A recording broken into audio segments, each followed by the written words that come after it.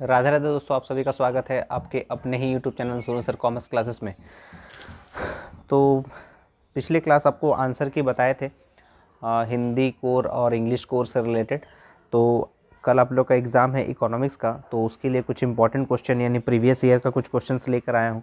हो सकता है कि आपके लिए हेल्पफुल हो, तो वीडियो को अंत तक देखिएगा। तो चलिए वीडियो को शुरू करते हैं। तो इकोनॉमिक्स का जो है आपका ऑप्शनल पेपर होता है और ये आर्ट साइंस कॉमर्स तीनों के लिए होता है। तो इसमें आपको 30 मल्टीपल चॉइस क्वेश्चन पूछा जाएगा। तो प्रीवियस ईयर 2023 से शुरू करते हैं। तो क्या क्वेश्चंस पूछा गया था 2023 में, तो चलिए हम लोग देख लेते हैं एक एक करके। तो आपको पूछा गया था पहला क्वेश्चन कि which problem of an economy is related to the choice of technology of production. तो आपको पूछा गया था इसमें अर्थव्यवस्था की किस समस्या का संबंध उत्पादन की तकनीकी के चयन से है। तो यहाँ पर हो जाएगा इसका सही आंसर हाउ टू प्रोड्यूस, यानी कैसे उत्पादन करें। तो ये आपका सही उत्तर हो जाएगा कैसे उत्पादन करें, यानी हाउ टू प्रोड्यूस। अगर क्वेश्चन आपको ऐसा पूछा गया है which problem of an economy is related to the choice of technology of production, या फिर अर्थव्यवस्था की किस समस्या का संबंध उत्पादन की तकनीकी के चयन से है, तो इसका सही उत्तर हो जाए कैसे उत्पादन करें, यानी how to produce. Question number 2 में पूछा गया था the capacity of a commodity to satisfy human want is consumption, utility, quality और टेस्ट। तो इसमें जो है पूछा गया था किसी वस्तु की मानवीय आवश्यकता को संतुष्ट करने की क्षमता है, यानी ह्यूमन वांट को सेटिस्फाई करने की क्षमता जो है वो किस में है, उपयोगिता में है, यानी यूटिलिटी में है। तो यूटिलिटी आपका सही आंसर हो जाएगा, उपयोगिता यानी यूटिलिटी। क्वेश्चन नंबर 2 का आंसर है ये। क्वेश्चन नंबर 3 में पूछा गया है कि who proposed the ordinal of utility analysis, यानी यहाँ पर पूछा गया है उपयोगिता के क्रमवाचक विश्लेषक का प्रतिपादन किसने किया था। तो इसका सही उत्तर हो जाएगा हिक्स एंड एलन। ठीक है, Hicks and Allen. Question number 4 में पूछा गया है कि फॉलोइंग फिगर शोज, यानी आपको एक्स एक्सिस दिया हुआ है डिमांड का और ये आपको वाई एक्सिस दिया हुआ है प्राइस का। तो इसमें जो है फिगर एक दिया हुआ है, तो उसमें पूछा गया है कि ये क्या है, इसमें प्राइस और डिमांड जो है किसके हिसाब से है। तो इसको बोलते हैं परफेक्टली इलास्टिक डिमांड। तो इसको बोलते हैं परफेक्टली इलास्टिक डिमांड, यानी इसको बोला जाता है पूर्णतः लोचदार मांग। क्या बोलते हैं इसको, पूर्णतः लोचदार मांग है, यानी परफेक्टली इलास्टिक डिमांड। तो इसको बोला जाता है पूर्णतः लोचदार मांग, यानी ऑप्शन नंबर 3 सही हो जाएगा। ठीक है, क्वेश्चन नंबर 5 में आपको दिया गया है the demand for which type of commodity decrease with the increase in the income of consumer, यानी उपभोक्ता की आय बढ़ने से किस प्रकार की वस्तु की मांग घटती है। तो इसका सही हो जाएगा घटिया वस्तु, यानी इन्फेरियर गुड्स। इन्फेरियर गुड्स यानी उस वस्तु की मांग घट जाती है, घटिया वस्तु की। ठीक है ना, तो इसका सही उत्तर हो जाएगा ऑप्शन नंबर 2 घटिया वस्तु यानी इन्फीरियर गुड्स। क्वेश्चन नंबर 6 देख लेते हैं। क्वेश्चन नंबर 6 में दिया गया है कि long run production function is related to, यानी दीर्घकालीन उत्पादन फलन का संबंध निम्न में से किससे है।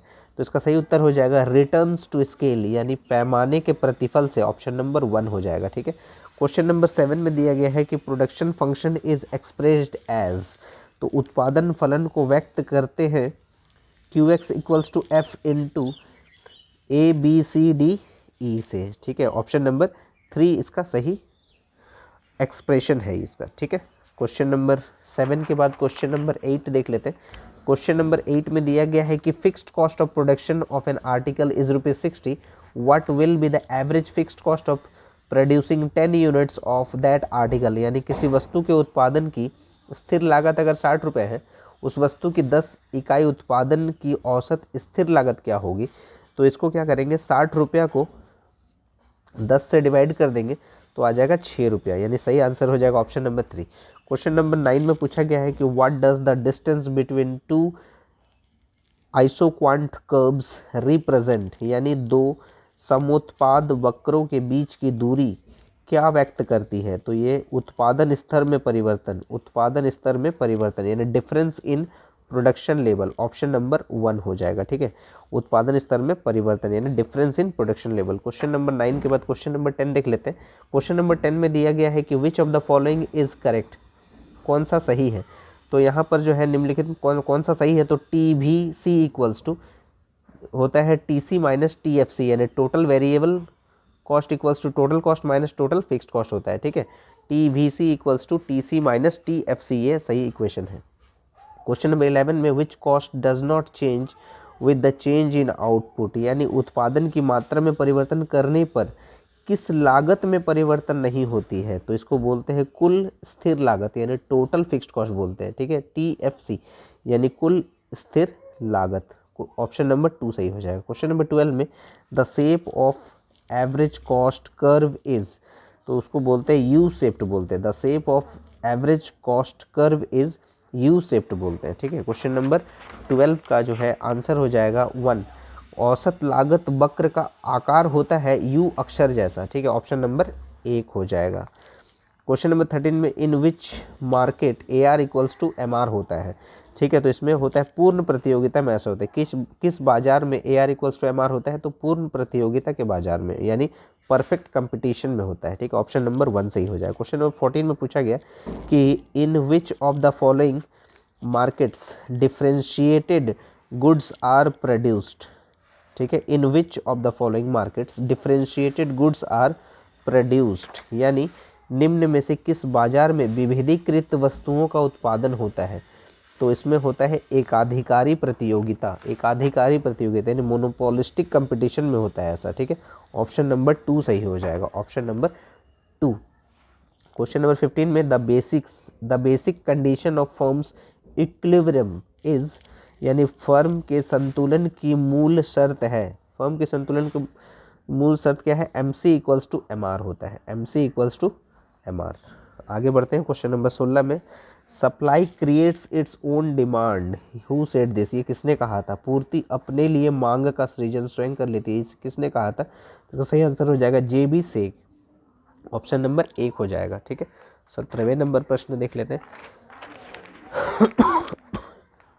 17वें नंबर प्रश्न पूछा गया है कि what is the effect of lump sum tax on supply of goods, यानी एक मुश्त कर लगाने से किसी वस्तु की पूर्ति पर क्या प्रभाव होता है।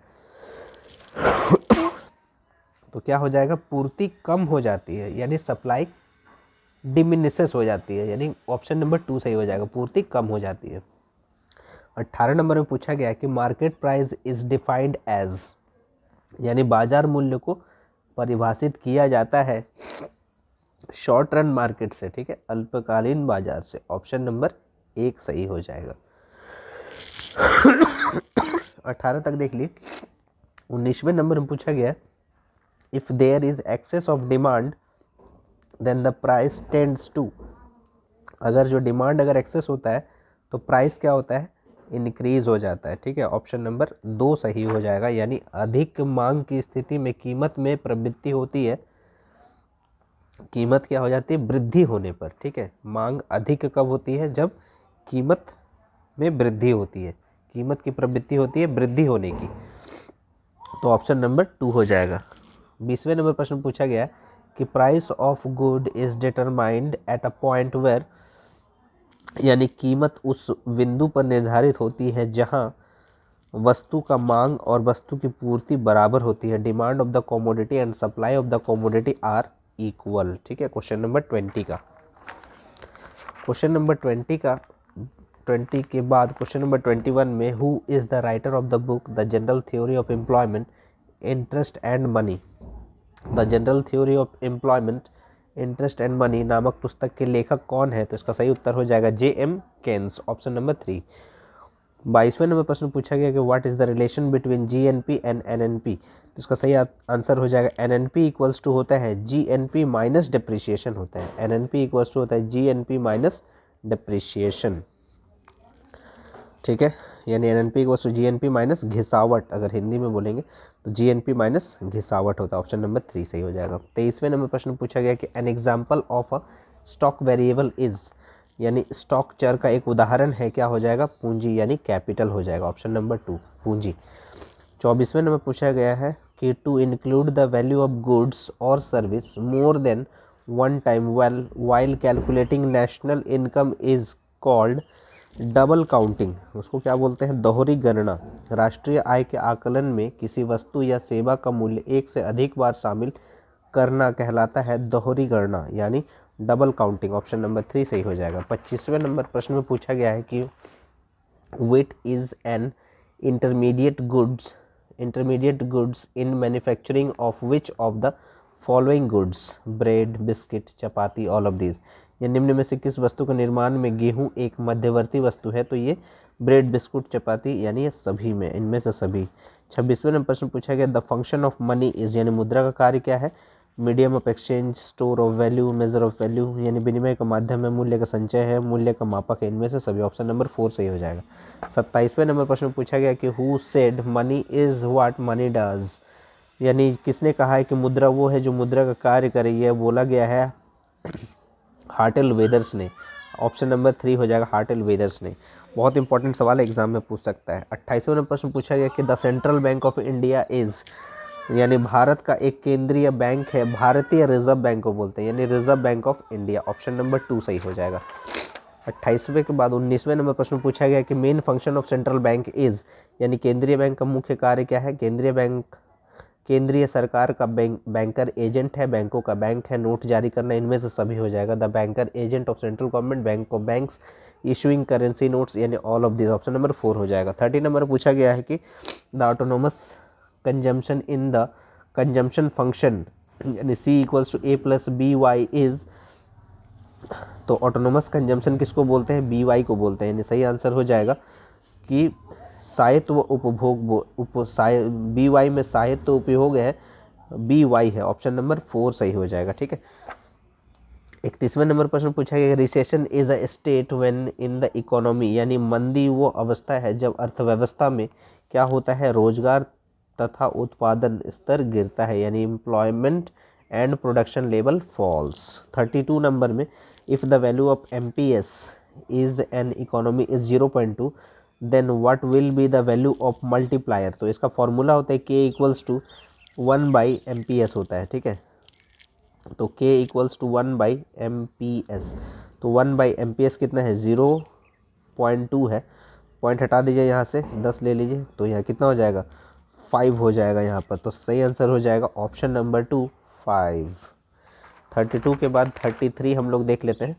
33 में पूछा गया कि इन्वेस्टमेंट मल्टीप्लायर इज, तो इन्वेस्टमेंट मल्टीप्लायर जो है 1/MPS भी बोल सकते हैं या फिर 1/1 - MPC भी बोल सकते हैं, यानी ऑप्शन नंबर 3 बोथ 1 and 2। 34 में पूछा गया कि which is the determining factor for investment? Marginal efficiency of capital और इंटरेस्ट रेट, बोथ 1 and 2, यानी ऑप्शन नंबर 3 हो जाएगा। ठीक है, यानी निवेशक के निर्धारक घटक कौन सा है? तो पूंजी की सीमांत दक्षता और ब्याज की दर, यानी ऑप्शन 1 and 2, यानी ऑप्शन नंबर 3 सही हो जाए। 35वें नंबर प्रश्न पूछा गया है कि which of the following is an example of indirect tax? तो सेल्स टैक्स को भी बोलते हैं, एक्साइज ड्यूटी को भी बोलते हैं, यानी सेल्स टैक्स मतलब बिक्री कर, एक्साइज ड्यूटी मतलब उत्पादक शुल्क, यानी बोथ 1 and 2, ऑप्शन नंबर 3 सही हो जाएगा। 36वें नंबर प्रश्न पूछा गया कि what is the difference between revenue expenditure and revenue receipt? तो इसको क्या बोलते हैं हम लोग? रेवेन्यू डेफिसिट बोलते हैं। ठीक है, रेवेन्यू एक्सपेंडिचर यानी एक्सपेंडिचर ज़्यादा है और रिसिप्ट कम है, तो इसको बोलते हैं हम लोग रेवेन्यू डेफिसिट बोलते हैं। ठीक है, तो इसका मतलब क्या है कि राजस्व व्यय और राजस्व प्राप्ति के अंतर को हम लोग क्या करते हैं? व्यय ज़्यादा है, प्राप्ति कम है, तो उसको राजस्व घाटा बोलते हैं। ऑप्शन नंबर 2 हो जाएगा। 37वें नंबर प्रश्न पूछा गया कि foreign exchange rate is determined by, तो फॉरेन एक्सचेंज यानी विदेशी विनिमय दर का निर्धारण होता है विदेशी करेंसी के मांग द्वारा, यानी डिमांड ऑफ फॉरेन करेंसी के द्वारा। ऑप्शन नंबर 1 सही हो जाएगा। 38 में पूछा गया है कि बैलेंस ऑफ ट्रेड मीन्स, यानी व्यापार संतुलन का अर्थ क्या होता है? वस्तु के आयात एवं निर्यात से, import and export of goods. 39 में पूछा गया कि which of the following items is a component of current account of balance of payment? तो इसमें बोलते हैं एक्सपोर्ट ऑफ गुड्स, यानी वस्तुओं का निर्यात, और यानी ऑप्शन नंबर 4 सही है। निम्नलिखित में से कौन सा मद भुगतान संतुलन के चालू खाते के घटक है? तो वस्तुओं का निर्यात। 40वें नंबर प्रश्न पूछा गया which of the following is the economic reason of imbalance in balance of payment? तो भुगतान संतुलन में असंतुलन के निम्न में से कौन सा आर्थिक कारण है? तो इसमें हो जाएगा अंतर्राष्ट्रीय संबंध, यानी इंटरनेशनल रिलेशनशिप। तो 40 क्वेश्चन आपको बता दिया गया है। ये आपका 2023 में जो पूछा गया था आपका जो साइंस और कॉमर्स का पेपर में जो आया था वो आपको बता दिया गया, डिस्कस कर लिया गया। तो आज आपको बताने जा रहे हैं फिर से 2023 का ही, आपको जो आर्ट्स में पूछा गया था, हो सकता है आपको थोड़ा सा हेल्प हो जाए इसमें से भी। तो 2023 का देख लीजिए आप, आर्ट्स वाले क्वेश्चन का जो पूछा गया था उसमें कुछ क्वेश्चंस कैसा कैसा था। तो which problem of economy is related to choice of technology of production, यानी सेम क्वेश्चन पूछ दिया गया था। यानी हाउ टू प्रोड्यूस, यानी अर्थव्यवस्था की किस समस्या का संबंध उत्पादन की तकनीक चयन से है, तो इसमें क्या हो जाएगा, कैसे उत्पादन करें, यानी option number 3। Total utility is maximum when the value of marginal utility is zero, यानी कुल उपयोगिता अधिकतम होती है जब सीमांत उपयोगिता का मान शून्य होता है। ऑप्शन नंबर 1 सही हो जाएगा। तीसरे नंबर पूछा गया है कि generally an indifference curve is, यानी सामान्यतः एक उदासीनता वक्र होता है मूल बिंदु की ओर उत्तल, यानी convex to the origin. Option number 3 सही हो जाएगा।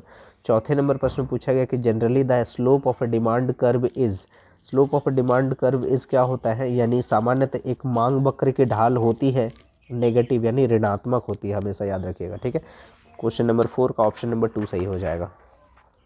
पाँचवें नंबर प्रश्न पूछा गया कि the price elasticity of demand at mid point of a straight line demand curve is, यानी एक सरल रेखा मांग वक्र के मध्य बिंदु पर मांग की कीमत लोच डैश होती है, यानी 1 होती है, 1 होती है, ठीक है। ऑप्शन नंबर 2 हो जाएगा। छठे नंबर प्रश्न पूछा गया कि which of the following curves is inverted U shape, यानी निम्न में से किस वक्र का आकार उल्टा यू आकार का होता है, तो इसमें सही आंसर हो जाएगा औसत उत्पाद, यानी एवरेज प्रोडक्ट बोलते हैं उसको, औसत उत्पाद, यानी ऑप्शन नंबर 4 सही हो जाएगा। सातवें नंबर प्रश्न पूछा गया कि the measurement of return to scale in production function Q equals to A L alpha K beta is, तो ये क्या हो जाएगा, डगलस का ये फॉर्मूला था, alpha plus beta. Option number ए सही हो जाएगा। उत्पादन फलन का ये पैमाने का प्रतिफल का माप है alpha plus beta. Option number A से 1 सही है। Marginal cost and average cost are equal when, सीमांत लागत और औसत लागत एक दूसरे के बराबर होते हैं जब औसत लागत न्यूनतम होती है, यानी एवरेज कॉस्ट बिकम मिनिमम, औसत लागत मिनिमम होती है। तो 8वें नंबर का ऑप्शन नंबर 4 सही है। 9वें नंबर प्रश्न में पूछा गया है कि which of the following curves is parallel to the output axis, निम्नलिखित में से कौन सा वक्र उत्पाद अक्ष के समांतर होता है, तो ये सही उत्तर हो जाएगा कुल स्थिर लागत वक्र, यानी टोटल फिक्स्ड कॉस्ट कर्व बोलते हैं उसको, ठीक है। 10वें यानी ऑप्शन नंबर 1 सही हो जाएगा। 10वें नंबर प्रश्न पूछा गया कि which type of goods are produced in perfect competitive market, ठीक है। होमोजीनियस, यानी पूर्ण प्रतियोगिता बाजार में किस प्रकार की वस्तुओं का उत्पादन होती है, समरूप। ऑप्शन नंबर 3 हो जाएगा। क्वेश्चन नंबर 11वें प्रश्न पूछा गया है कि under सेरेटिज paribus if quantity supplied of a good increases by 6% due to an increase in its price 5%, then what will be the value of price elasticity of demand of goods। अन्य बातें समान रहने पर किसी वस्तु की कीमत में 5% की वृद्धि होने पर उस वस्तु की पूर्ति की मात्रा 6% बढ़ती है, तो पूर्ति की कीमत लोच माना जाएगा, क्या हो जाएगा यहाँ पर 6%, यानी 6 बाई 5 हो जाएगा, यानी 1.2 से, ठीक है। तो पूर्ति की कीमत लोच क्या मान क्या हो जाएगा, 1.2। तो पूर्ति की मात्रा को ऊपर रखेंगे और कीमत की मात्रा को नीचे, दोनों को डिवाइड कर देंगे। In short run perfectly competitive firm suffer loss when P less than AC। Option number 4 सही हो जाएगा, यानी अल्पकाल में एक पूर्ण प्रतियोगिता फर्म की हानि होती है जब P लेस देन AC होता है, ठीक है।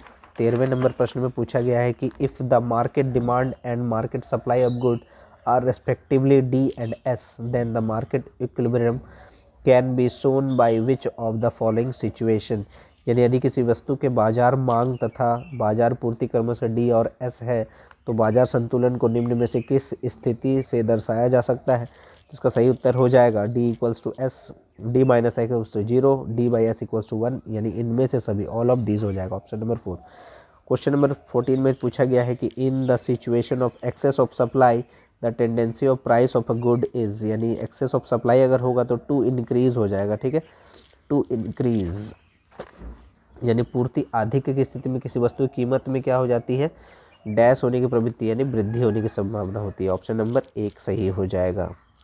इन the situation of free entry and exit of firms the market price always equal to minimum average cost, यानी फर्मों के मुक्त प्रवेश तथा निकास की स्थिति में बाजार कीमत सदैव डैश के बराबर होती है, न्यूनतम औसत लागत के बराबर, यानी मिनिमम एवरेज कॉस्ट के बराबर। तो ये ऑप्शन नंबर 3 सही हो जाएगा, मिनिमम एवरेज कॉस्ट यानी न्यूनतम औसत लागत। 16वें नंबर प्रश्न पूछा गया कि due to maximum fixed price the situation of dash arises in the market, यानी उच्चतम निर्धारित कीमत से बाजार में डैश की स्थिति उत्पन्न होती है, यानी एक्सेस डिमांड की, यानी मांग आधिक्य। ठीक है, मांग आधिक्य हो जाएगा यहाँ पर, ऑप्शन नंबर 2। 17वें नंबर प्रश्न पूछा गया what is the number of firm in monopoly, एक होता है उसमें, एक अधिकार में फर्मों की संख्या एक ही होती है। ठीक है, 17वें नंबर का हो गया। 18 नंबर में पूछा गया अ मोनोपोलिस्टिक कैन कंट्रोल, जो है एक अधिकारी नियंत्रण कर सकता है कीमत या उत्पादन मात्रा में किसी एक को, आइदर प्राइस और क्वांटिटी। ठीक है, 19वें नंबर प्रश्न पूछा गया कि the market structure in which there are only 2 firms is called duopoly. ठीक है,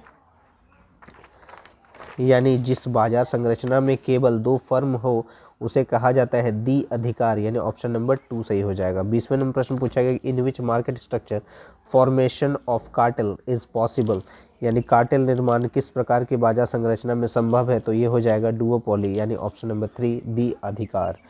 21वें नंबर प्रश्न पूछा गया who is the author of the book general theory of employment interest and money, तो इसका सही आंसर हो जाएगा जेएम केन्स है। ठीक है, जेएम केन्स, ऑप्शन नंबर 3। 22वें नंबर प्रश्न पूछा गया what is the relation between GDP and NDP, तो GDP equals to NDP plus depreciation होता है, GDP equals to NDP plus depreciation, option number 3 सही हो जाएगा। 23वें नंबर प्रश्न पूछा गया which is the intermediate goods in manufacturing of the following goods, यानी चपाती बिस्किट ब्रेड, यानी all of this, option number 4 सही हो जाएगा 23 का। निम्नलिखित किस वस्तु के निर्माण में गेहूं के मध्यवर्ती वस्तु है, चपाती बिस्कुट ब्रेड, इनमें से सभी, option number 4। Which of the following item is not included in the calculation of GDP in a year. ठीक है, तो selling of a used car, यानी प्रयुक्त कार की बिक्री नहीं होगा यहाँ पर। निम्नलिखित किसी वर्ष में जीडीपी की गणना निम्न में से किस मद को शामिल नहीं किया जाएगा, प्रयुक्त कार की बिक्री मूल्य, ऑप्शन नंबर 2। 25वें नंबर प्रश्न पूछा गया GDP can be calculated by which of the following methods, तो यहाँ पर हो जाएगा method of value adding, income method, expenditure method, all of this, option number 4 सही हो जाएगा। यानी किस विधि से जीडीपी गणना करी जाती है, मूल्य वृद्धि विधि, आय विधि, व्यय विधि, इनमें से सभी। 26वें नंबर प्रश्न पूछा गया in the demonetization done in 2016 which denomination of the currencies were taken out of circulation, तो इसका सही आंसर सभी को पता है 500 and 1000, option number 3।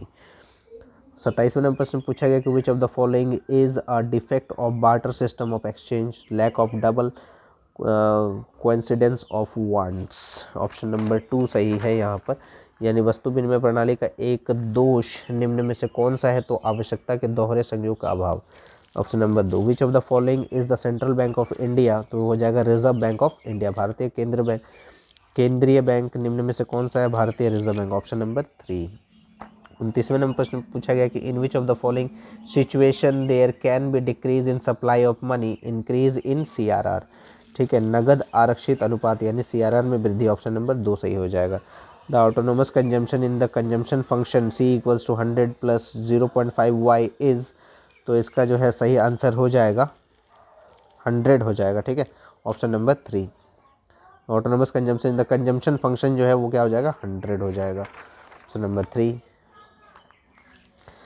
Which of the following statement true regarding of the following of MPC, तो यहाँ पर हो जाएगा 0 greater than equals to MP 0 less than equals to MPC less than equals to 1। ठीक है, ऑप्शन नंबर 3 सही हो जाएगा।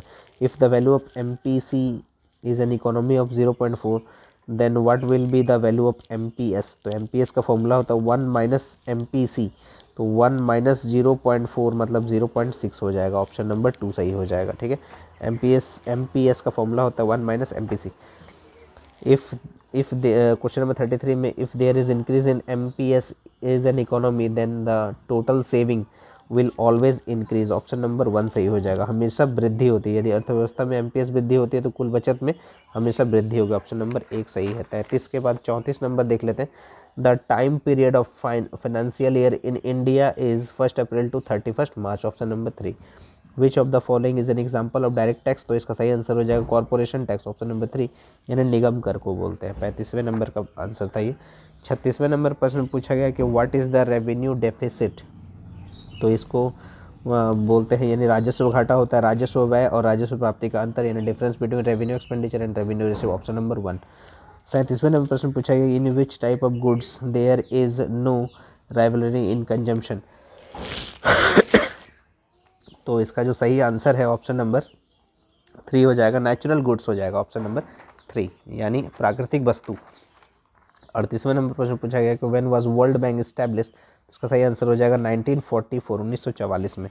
39 में पूछा गया when the foreign exchange rate of a country is determined by market forces when what is the type of exchange rate called floating exchange rate. Option number 2 सही हो जाएगा यानी तीर्थी विनिमय दर।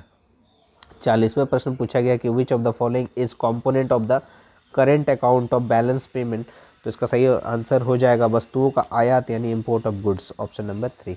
तो उम्मीद है आपको ये वीडियो पसंद आ रहा होगा, क्योंकि 2023 का ही हम लोग इकोनॉमिक्स का, आर्ट्स का और साइंस और कॉमर्स का दोनों क्वेश्चन को डिस्कस कर चुके हैं।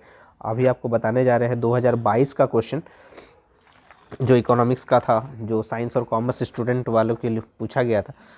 तो चलिए हम लोग इसको भी हम लोग डिस्कस कर लेते हैं। क्वेश्चन में पूछा गया था who gave the definition of economics related to welfare, तो इसका सही आंसर हो जाएगा अर्थशास्त्र कल्याण संबंधी परिभाषा के जन्मदाता कौन थे, वो हो जाएगा यहाँ पर मार्शल हो जाएगा। ठीक है, ऑप्शन नंबर 4 हो जाएगा। ठीक है, उसके बाद क्वेश्चन नंबर 2 में पूछा गया है कि विच इकोनॉमी हैज़ को existence of private and the public sector, यानी निम्न में से किस अर्थव्यवस्था में निजी क्षेत्र एवं सार्वजनिक क्षेत्र का सह अस्तित्व होता है, तो उसका सही उत्तर हो जाएगा मिश्रित अर्थव्यवस्था यानी मिक्स्ड इकोनॉमी। ऑप्शन नंबर 3 सही हो जाएगा। क्वेश्चन नंबर 3 में पूछा गया है कि which economist first use the words micro and macro in economics, तो इसका सही उत्तर हो जाएगा रैगनर फ्रेंस। ऑप्शन नंबर 3 हो जाएगा। ठीक है, क्वेश्चन नंबर 4 में पूछा गया the reason for which the size of the production probability curve is concave towards the original point is, यानी उत्पादन संभावना वक्र का आकार मूल बिंदु की ओर अवतल होने का कारण क्या है, यहाँ पर बढ़ती सीमांत अवसर लागत यानी rising marginal opportunity cost. Option number 4 सही हो जाएगा यहाँ पर। क्वेश्चन नंबर 5 में the alternative name of opportunity cost यानी अवसर लागत का वैकल्पिक नाम क्या है, तो इसका सही उत्तर हो जाएगा आर्थिक लागत यानी economic rent. Option number 1। Question number 6 में पूछा गया कि consumer behaviour is studied in, consumer यानी उपभोक्ता व्यवहार का अध्ययन कहाँ किया जाता है, सूक्ष्म अर्थशास्त्र में यानी माइक्रो इकोनॉमिक्स में। 7वें नंबर प्रश्न पूछा गया कि how do you calculate marginal utility, तो इसका सही आंसर हो जाएगा delta T U divide by delta Q. Option number 3 हो जाएगा। ठीक है, 7वें नंबर का आंसर। 8वें नंबर में पूछा गया है कि आपको who प्रोपाउंड the ordinal utility theory, तो इसका सही आंसर हो जाएगा हिक एंड एलन। ऑप्शन नंबर 4 सही हो जाएगा। 9वें नंबर क्वेश्चन पूछा गया कि इंडिफरेंस कर्व इज, तो इंडिफरेंस कर्व जो होता है वो होता है मूल बिंदु की ओर अवनतोदर यानी मूल बिंदु की ओर अवनतोदर यानी concave to the origin. Option number 2 सही हो जाएगा। 10वें नंबर प्रश्न पूछा गया है कि demand for gulab jamun due to low price of rasgulla, तो इसका जो है क्या हो जाएगा सही ऑप्शन, यानी रसगुल्ला की कीमत कम होने से गुलाब जामुन की मांग क्या हो जाएगा, बढ़ जाएगा। ठीक है, ऑप्शन नंबर 4 सही हो जाएगा, will increase. Budget line indicates price ratio यानी मूल्य अनुपात। ठीक है, marginal rate of substitution indicates, तो क्या हो जाएगा slope of indifference curve. Option number 3 सही हो जाएगा। यानी 12वें नंबर के बाद 13वें नंबर पूछा गया कि if the increase in income of consumer reduces the demand for commodity X, the commodity X will be Giffen commodity. Option number 4 सही हो जाएगा।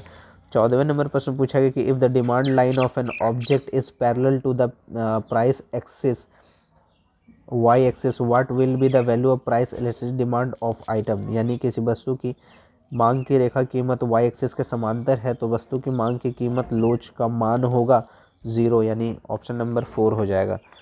15वें नंबर प्रश्न में पूछा गया है कि consumer equilibrium take a point where, उपभोक्ता संतुलन का बिंदु पर होता है जहां, इसका सही उत्तर हो जाएगा take a point M U equals to price और M U greater than price, M U less than price और M U greater than price. तो इसका सही उत्तर हो जाएगा सीमांत उपयोगिता ग्रेटर देन मूल्य, यानी ऑप्शन नंबर 2 हो जाएगा। 16वें नंबर प्रश्न पे पूछा गया है कि for given goods price elasticity of demand क्या हो जाता है, पॉजिटिव यानी धनात्मक। क्वेश्चन नंबर 17 में पूछा गया है कि for the two instrument labour L and capital K what will be the form of production function, तो यहाँ पर हो जाएगा Q equals to F L K, option number 1 हो जाएगा। 17 के बाद 18 नंबर प्रश्न में पूछा गया है कि what is the factor of production land capital labour all of this, option number 4 सही हो जाएगा। When total product is maximum then marginal product जो है वो क्या हो जाता है, 0, ऑप्शन नंबर 3 हो जाएगा। At which time all the factor production में बी चेंज्ड, तो क्या हो जाएगा लॉन्ग रन में, option number 2। Each point of the isopod curve refers to the combination of two instrument that the dash object they produce only equal हो जाएगा यहाँ पर, ऑप्शन नंबर 2 हो जाएगा। क्वेश्चन नंबर 22 में at what level production does a judicious producer want to produce according to the law of variable ratio, option number 2 हो जाएगा। Question number 23 में short term average cost curve is of size of क्या हो जाएगा, reverse U size, option number 1 हो जाएगा। Which statement is true regarding to total cost, total fixed cost, तो क्या हो जाएगा यहाँ पर कि T C equals to T F C plus T V C, option number 2 सही हो जाएगा। क्वेश्चन नंबर 25 में फॉर अ फर्म इक्विलिब्रियम क्या हो जाएगा, M R equals to M C, option number 1। Break even point rises when T R equals to T C, option number 1 हो जाएगा। ठीक है, 26 के बाद 27 देख लेते हैं। Supply creates its own demand, किसने कहा था, प्रोफेसर जेबी से, ऑप्शन नंबर 4 हो जाएगा। If the price of goods rises by 40% but supply increases by 10%, then the supply of such goods will be inelastic, option number 3 यानी बेलोचदार। Demand is in a state of excess when the quantity of demand is high, option number 1 हो जाएगा। ठीक है, 30 का in which market product differentiation is found, उसका सही उत्तर हो जाएगा मोनोपोली, ऑप्शन नंबर 1 यानी एकाधिकार। What type of good do all the firms produce in full competitive market, तो इसका सही आंसर हो जाएगा होमोजीनियस यानी समरूप, ऑप्शन नंबर 2। क्वेश्चन नंबर 32 में पूछा गया what is the relation between A R curve and M R curve under the monopoly, तो इसका सही आंसर हो जाएगा A R equals to M R by 2, option number 4। In which type of, question number 33 में पूछा गया in which type of market structure is there one and only producer of an article, तो इसका हो जाएगा monopoly, option number 2। What will be the total amount in take receive by seller from the sale of 50 units, article 6, तो 50 को 6 से multiply कर देंगे तो 300 हो जाएगा, या ऑप्शन नंबर 4 हो जाएगा। ठीक है, क्वेश्चन नंबर 35 में विच of the following is correct, तो यहाँ पर एम आर इक्वल्स टू, अगर ये एम सी नहीं हो के अगर ए सी होता तो अब ये सही हो जाता है, यहाँ पर कोई भी ऑप्शन मैच नहीं कर रहा तो ऑप्शन नंबर 4 सही है, नन ऑफ दिस हो जाएगा। M R is shown as delta T R divide by delta Q, तो ऑप्शन नंबर 1 सही हो जाएगा 36 का। 37 में पूछा गया है कि demand curve of the firm is perfectly elastic under perfect competition, option number 1। Price of a good in the market is determined at a point where demand equals to supply, option number 1 सही हो जाएगा। Question number 39 में पूछा गया है कि what will be the total procurement from the production of 5 units of the community from marginal schedule from a firm below, तो यानी यहाँ पर 5 यूनिट से कम जो है 12, 20, 30, 36, 40 हो जाएगा, ऑप्शन नंबर 4 हो जाएगा। Market price is found in short period market, यानी ऑप्शन नंबर 1 हो जाएगा, यानी अल्पकालीन बाजार में। ठीक है, उम्मीद है आपको ये प्रीवियस ईयर का क्वेश्चन का जो है वीडियो पसंद आया होगा। अगर आपको वीडियो पसंद आ रहा है तो ज़्यादा से ज़्यादा शेयर करें, लाइक करें, और अगर हेल्पफुल ये वीडियो रहा है तो कल कमेंट करके ज़रूर बताइएगा जब आपको आंसर की बताएंगे कि ये आपको कितना हेल्प किया ये आपको एग्ज़ाम में। तो इसी तरह जुड़े रहिए सोनू सर कॉमर्स क्लासेस के साथ। तब तक के लिए राधे राधे दोस्तों।